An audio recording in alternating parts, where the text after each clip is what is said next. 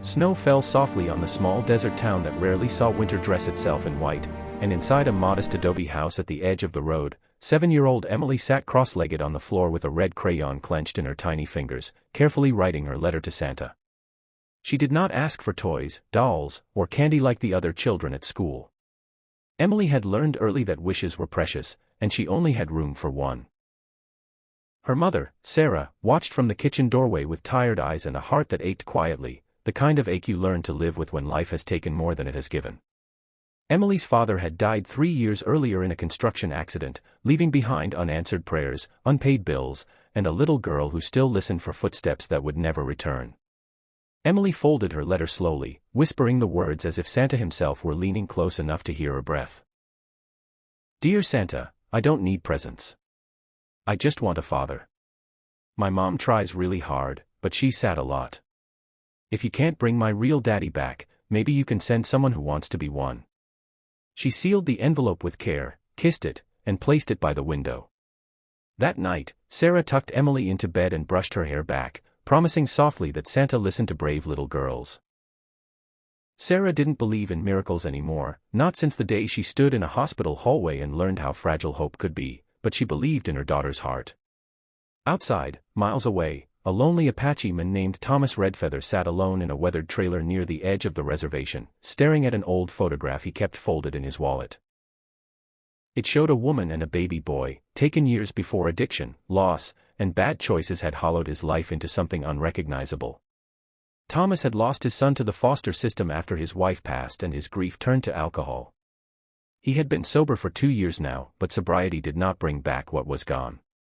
That night, unable to sleep, Thomas found himself driving without knowing why, following a road that led him past the small town where Emily lived. His truck sputtered and died just as dawn broke, right in front of Sarah and Emily's house. With no phone signal and nowhere else to go, Thomas knocked on the door, heart pounding, unsure why fate had brought him there. Sarah opened the door cautiously, seeing a tall, broad-shouldered man with kind but deeply tired eyes, his hair streaked with gray and his face carved by years of regret. He explained his situation quietly, respectfully, asking only to use the phone. Emily, peeking from behind her mother, gasped softly, her eyes wide, because in her child's heart, she felt something shift, something warm and impossible. She whispered, barely audible, "Mom." Santa came. Thomas didn't hear her, but something in his chest tightened, a feeling he hadn't felt in years. As Sarah handed him the phone, unaware that her life had just brushed against a turning point, the snow continued to fall, as if the world itself was holding its breath.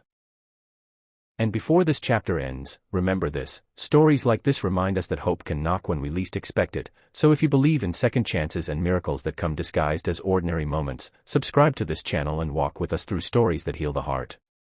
Chapter 2. Thomas stayed longer than he planned, because the phone call led to a dead battery, and the dead battery led to coffee, and the coffee led to conversation, the kind that starts awkwardly but slowly peels back layers of loneliness both people didn't know how to name. Emily sat at the table drawing pictures of the three of them together, her crayons moving with joyful certainty, while Sarah listened to Thomas talk about his Apache heritage, the wisdom his grandfather taught him, and the mistakes he carried like stones in his pockets.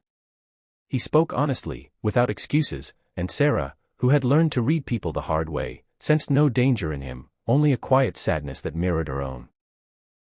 Over the next few days, Thomas returned to help fix a leaking roof, then to repair a broken fence, then simply to sit and talk while Emily read him her favorite books.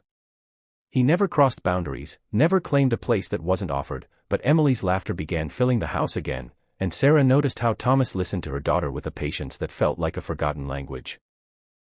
The town whispered, as towns do, but Sarah no longer cared, because she saw how Emily slept better at night, how she smiled more easily, how she introduced Thomas as "my friend" with pride. One evening, Emily finally asked the question that had been blooming in her heart. "Thomas, do you think someone can choose to be a father?" The room went still. Thomas swallowed hard, memories flooding him, fear and hope colliding in his chest. He knelt in front of her, eyes shining. "I think being a father is choosing to love, protect, and stay, every day." Emily hugged him with all the trust only a child can give, and Sarah turned away, tears spilling freely, because she realized Santa had answered a prayer she didn't know how to say. Months passed.